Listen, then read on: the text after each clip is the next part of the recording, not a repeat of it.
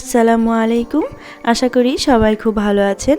আমার চ্যানেলের আরও একটি নতুন ভিডিও দেখার জন্য আপনাদের সকলকে জানাই অনেক অনেক স্বাগত। সম্পূর্ণ নতুন একটা রেসিপি নিয়ে আপনাদের জন্য চলে এসেছি। আজকের ভিডিওতে শেয়ার করব আপনাদের সাথে বাঁধাকপির পরোটা। সিজনের এই সময়তে বাড়িতে নিশ্চয়ই বাঁধাকপির বিভিন্ন রকমের রান্না হয়ে থাকে, তবে কি এই শীতে একবারও বাঁধাকপির পরোটা খেয়ে দেখা হয়েছে? যদি না খেয়ে থাকেন তাহলে অবশ্যই রেসিপিটা দেখে একবার বানিয়ে খেয়ে দেখার অনুরোধ রইল। আশা করি আপনাদের খুব ভালো লাগবে। দেখতেই পাচ্ছেন ভেতরে কতটা পুর দিয়ে ঠাসা, খুব সুন্দর একটা রেসিপি। অবশ্যই একবার ট্রাই করে দেখবেন বাড়িতে কিভাবে বানাচ্ছি এই বাঁধাকপির পরোটা। চলুন তাহলে দেখে নেওয়া যাক। এখানে আমি একটা বড় সাইজের বাঁধাকপি নিয়েছিলাম, সেটার অর্ধেকটাই এখানে আমি ছোট ছোট করে কেটে নিয়েছি। যতটা সম্ভব ছোট ছোট করে কুচিয়ে নেওয়ার চেষ্টা করবেন। যদি হ্যান্ড চপার থাকে তাহলে সেটা দিয়েও কেটে নিতে পারেন।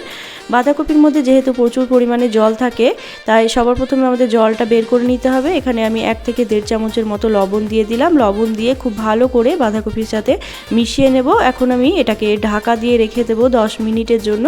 এতে করে বাঁধাকপির মধ্যে যে অতিরিক্ত জল থাকে সেটা বেরিয়ে আসবে। বাঁধাকপিটা ততক্ষণ সাইডে থাক, ততক্ষণে আমরা পরোটার জন্য ডোটা রেডি করে নেব। এখানে আমি 2 কাপ আটা নিয়েছি, তবে আপনারা চাইলে আটার পরিবর্তে ময়দা দিয়েও করতে পারেন, কিংবা আটা ময়দা দুটো সমানভাবে মিশিয়েও করতে পারেন।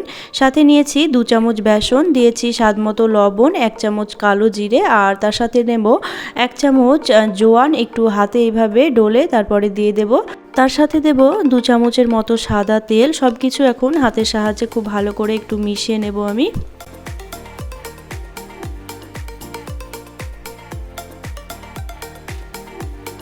মেশানো হয়ে গেলে এখন অল্প অল্প করে জল দিয়ে একটা নরম ডো তৈরি করে নেব। এখানে আমি নর্মাল টেম্পারেচারে থাকা জলই ব্যবহার করেছি, তবে যদি আপনারা চান এখানে উষ্ণ গরম জলও কিন্তু ব্যবহার করা যেতে পারে।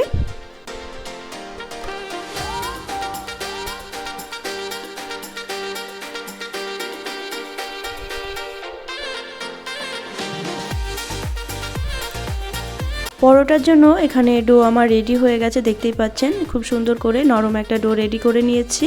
এখন এটাকে আমি কিছুক্ষণ রেস্টে রেখে দেব। মোটামুটি 10 থেকে 15 মিনিটের জন্য রেখে দিলেই হবে। এখন বাঁধাকপিটা দেখে নেব। বাঁধাকপিটা লবণ মাখিয়ে রাখা মোটামুটি 10 মিনিট হয়ে গেছে। ভালো করে হাতের সাহায্যে চেপে চেপে বাঁধাকপির মধ্যে থাকা অতিরিক্ত জলটা আমাদের ফেলে দিতে হবে এখন।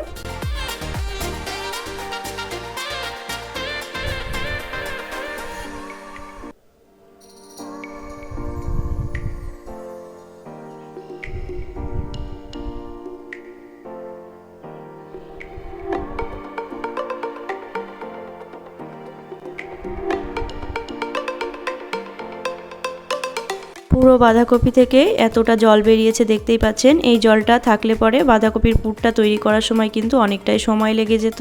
এখন আমরা পুরটা রেডি করে নেব, কিন্তু প্রথমে একটা মশলা রেডি করতে হবে। তার জন্য হামালদিস্তা নিয়েছি, দিয়ে দেবো কয়েক কোয়া রসুন, সাথে আদা, আর ঝালের জন্য দিয়ে দেবো 4টে কাঁচা লঙ্কা।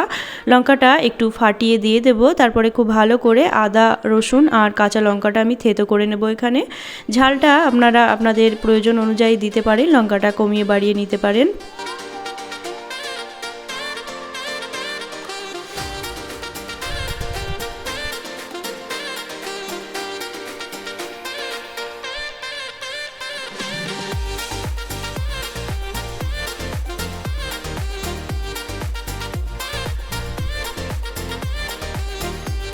আদা, রসুন, কাঁচা লঙ্কা এখানে খুব ভালো করে থেতো করা হয়ে গেছে। এখন চলে যাব গ্যাসে।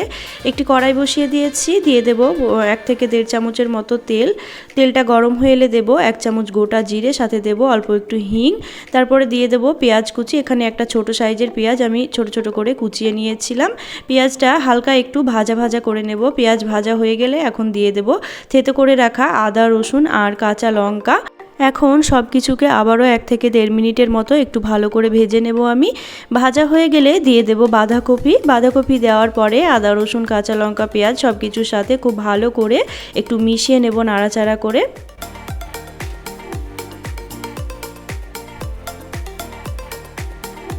মেশানো হয়ে গেলে এখন কিছু মশলা দিয়ে দেব আমি। দিলাম 1/2 চামচের মতো হলুদ গুঁড়ো, দেব স্বাদ মতো লবণ, তার সাথে দিয়ে দেব 2 থেকে 3 চামচের মতো ভাজা মশলা। এখানে ধনে, জিরে আর গোটা শুকনো লঙ্কা হালকা ভেজে গুঁড়ো করে রেখেছিলাম, সেটাই দিলাম। সাথে দিয়েছি হাফ চামচ গরম মশলার গুঁড়ো আর খুবই অল্প পরিমাণে একটু চিনি দিয়েছি। চিনি দিলে কিন্তু পুরের স্বাদটা বেশ ভালোই আসে। যদি না পছন্দ করেন মিষ্টি তাহলে চিনিটা বাদ দিয়ে দিতে পারেন। এখন সব কিছুকে খুব ভালো করে নাড়াচাড়া করে মিশিয়ে নিয়ে পুরটা আমাদের শুকনো করে রেডি করে নিতে হবে। আর এই সময় গ্যাসের ফ্লেমটা মিডিয়াম টু হাই ফ্লেমে রেখে পুরটা রেডি করবেন। পুর এখানে আমার প্রায় হয়ে এসেছে। এখন নামানোর আগে দিয়ে দেব বেশ কিছুটা পরিমাণে ধনেপাতা কুচি। ধনেপাতা দিয়ে আবারও খুব ভালো করে নাড়াচাড়া করে মিশিয়ে নেব আমি। বাঁধাকপির পুরটা এখানে আমার খুব ভালো করে রেডি হয়ে গেছে, দেখতেই পাচ্ছেন একেবারে শুকনো শুকনো হয়ে গেছে। এখন এই পুরটা একটা প্লেটের মধ্যে ঢেলে নিয়ে পুরটাকে একটু ঠান্ডা করে নিতে হবে আমাদের। এখানে 2 কাপ আটা থেকে আমি 6টা লেচি কেটে 6টা পরোটার জন্য সমান ভাগে ভাগ করে নিয়েছি। এখন এখান থেকে একটা লেচি তুলে বাকিটা আবার ঢেকে রেখে দেব। অল্প অল্প শুকনো আটা ছড়িয়ে এখন আমি একটা রুটি তৈরি করে নেব। নর্মালি আমরা রোজ যে রুটি বানাই সেরকম করেই রুটি করব, তবে অতটাও পাতলা করব না, একটু মোটা রেখে রুটিটা বেলে নেব এখানে আমি।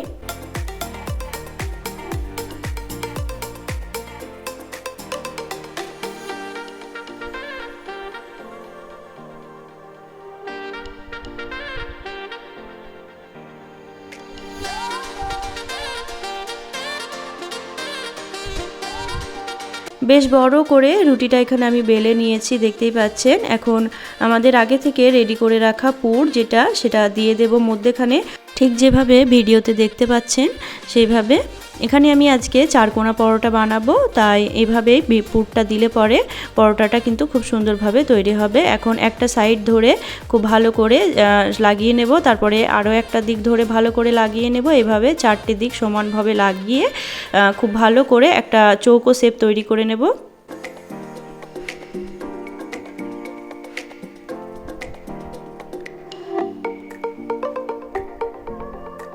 দেখতেই পাচ্ছেন খুব সুন্দর করে একটা 4 কোনা শেপ আমি তৈরি করে নিয়েছি। এখন অল্প করে শুকনো আটা ছড়িয়ে পরোটাটা খুব ভালো করে বেলে নিতে হবে, সুন্দর করে যেন 4টে কোনায় খুব সুন্দরভাবে বোঝা যায় এমন করে পরোটাটা বেলে নিতে হবে। পরোটা এখানে আমার বেলা হয়ে গেছে, দেখতেই পাচ্ছেন। পরোটা একেবারে পাতলা করা যাবে না, আবার খুব মোটাও কিন্তু রাখলে পরোটা খেতে ভালো লাগবে না। একটু মিডিয়াম মোটা রেখে পরোটাটা বেলে নিতে হবে। দেখতেই পাচ্ছেন পরোটা আমি কিভাবে বেলে নিয়েছি।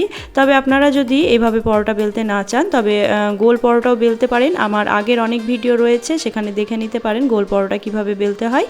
এখন পরোটাগুলো সেঁকে নিতে হবে, তার জন্য গ্যাসে একটি ফ্রাইং প্যান বসিয়ে দিয়েছি।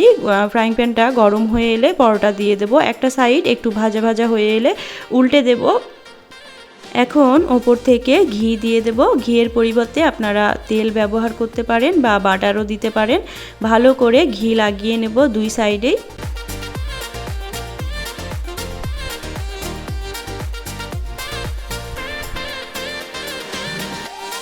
একটা দিকে ঘি লাগানো হলে আবারও উল্টে দেব এবং অপর দিকটাতেও খুব ভালো করে ঘি লাগিয়ে নেব।